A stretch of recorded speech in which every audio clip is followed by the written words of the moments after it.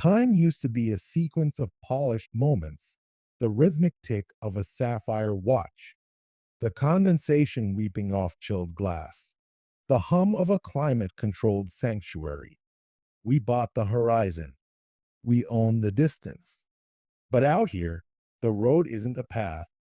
It's a black ribbon vibrating in a 120 degrees Fahrenheit haze, waiting for the luxury to fail. Then comes the hiss, the scream of pressurized surrender. White steam erupts like a shroud, and suddenly, the dashboard is a digital obituary, cool and critical.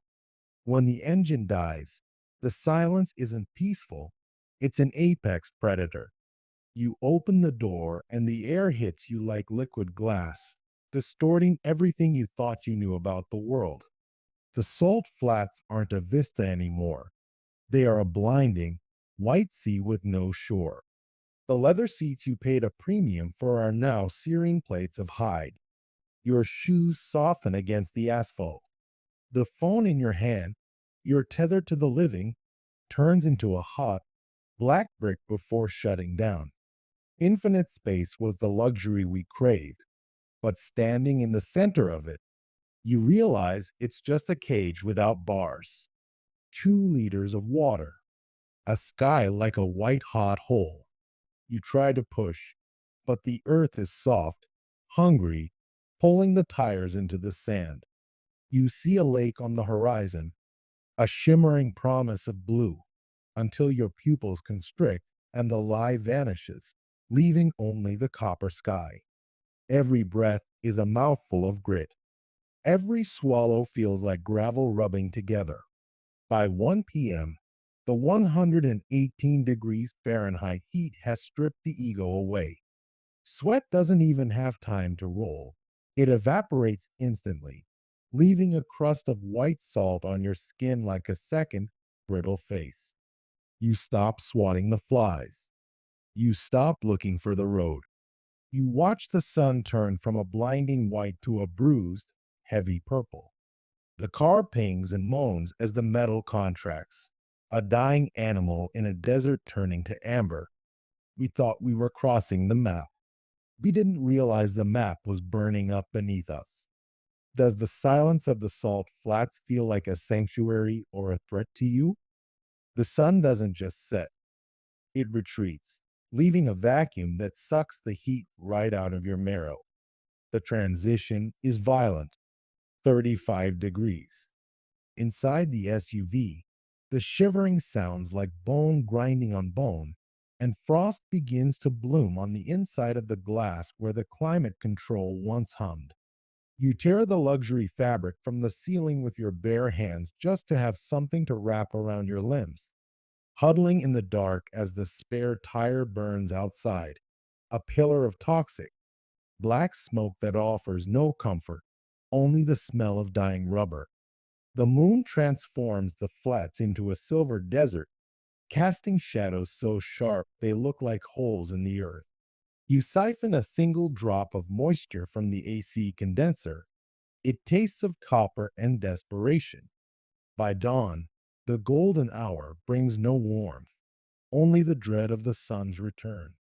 You catch a glint in the signal mirror, but there is no one on the horizon to see it.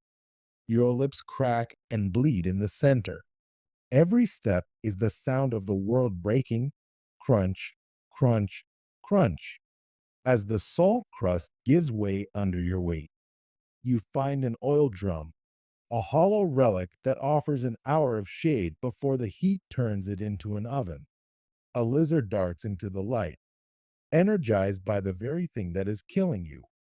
The compass needle spins erratically, lost in the iron of the rocks, much like the path you think you're following. You drink what your body has already rejected, a mask of disgust frozen on your face, while your skin begins to scream with the needle prick sensation of a deep, internal burn. The structure you've been walking toward for 2 hours reveals itself to be a pile of bleached animal bones. Your wedding ring, once a heavy symbol of a life lived in comfort, is loose now, sliding on a finger thinned by the desert. You try to bleed a cactus for its milk, but the fluid is bitter and sticky, searing your throat like lye. From above, your tracks are no longer straight.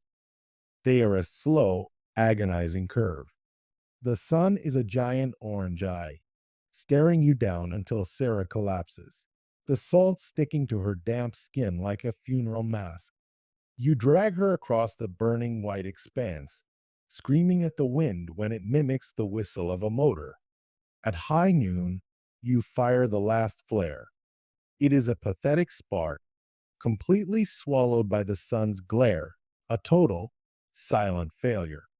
There are no tears left, only the dry, racking sound of sobs that produce no moisture.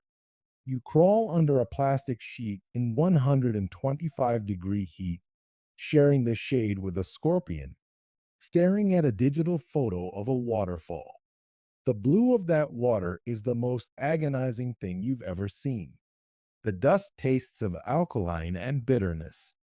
The shadows are returning now, stretching out like long, jagged fingers. Mile 12. The mind breaks before the body does.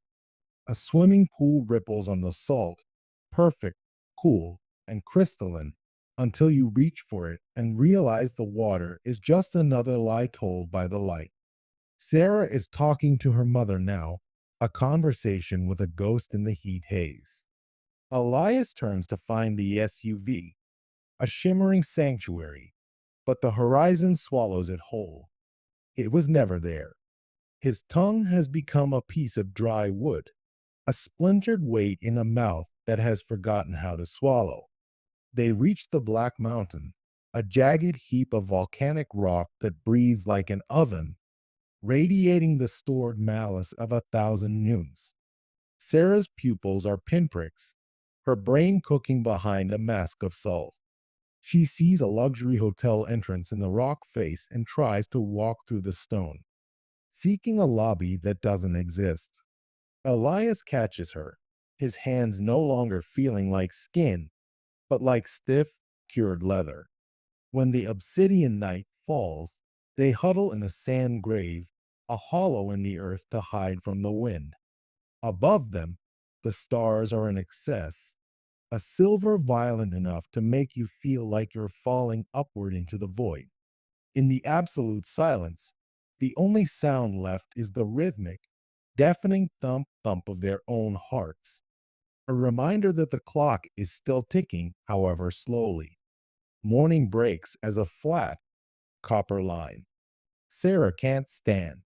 Elias lashes her to his back with the seatbelts he cut from their ruined life, his breath a raspy bellows as he drags them toward a ghost town of nitrate mines and rusted iron. There is no water in the pipes, only the smell of sulfur and the taste of dust. He finds a well deep and black and lowers a thread with a button. It comes back damp with mud. He eats it, the grit grinding between his teeth, and feeds it to Sarah like it's caviar on a silver platter. Then, a hum, a plume of dust on the horizon, a mining convoy, a mechanical god passing through the waste. He reaches for the last flare, but the pocket is empty. It's gone. He grabs a shard of glass and his wedding ring, trying to catch the sun, trying to scream in light. The flash hits the distance, a desperate signal in a sea of glare. The convoy doesn't stop. They didn't see. Elias falls from the mining derrick, sinking into the dust as the world goes dark. Silent. It wasn't the sun. It was a searchlight, a sharp, artificial spear of hope cutting through the dust. Through a blur of grit and salt, a face appears behind a mask, and then comes the sound of a miracle, the hiss of a water sprayer. The mist hits your skin like a benediction, cool and impossible. They lift you into the back of a rugged Toyota, and for the first time in an eternity, you feel the weight of a cold, wet towel. It's not just water, it's a resurrection. Sarah's hand twitches against yours. She's still here. The white abyss begins to recede, bleeding into the distant blue of a ridge you thought you'd never see again. Then, the silence changes. It becomes the low, humid hum of a hospital room and the steady, clinical rhythm of an IV drip, drip, drip. You're wrapped in bandages, a mummy of your own survival, watching the dark corners of the room. When the nurse brings a glass of water, the clink of the ice cubes is a sudden, sharp violence. You wince at the sound. You used to crave that sound. Now, it's a reminder of how easily things break. A year later, the luxury has returned, but it's different now. The apartment is minimalist, clean, and silent. You wear a linen shirt that hangs loose on a frame the desert never fully gave back. You stand in front of a floor-to-ceiling window, looking out at the city as the sun begins to dip. It's the same sun, the same giant orange eye that watched you die a dozen times on the salt flats. You have your infinite space back, framed in expensive glass, but you don't look at the horizon the same way anymore. You know what's out there. You know how quickly the mirage turns to copper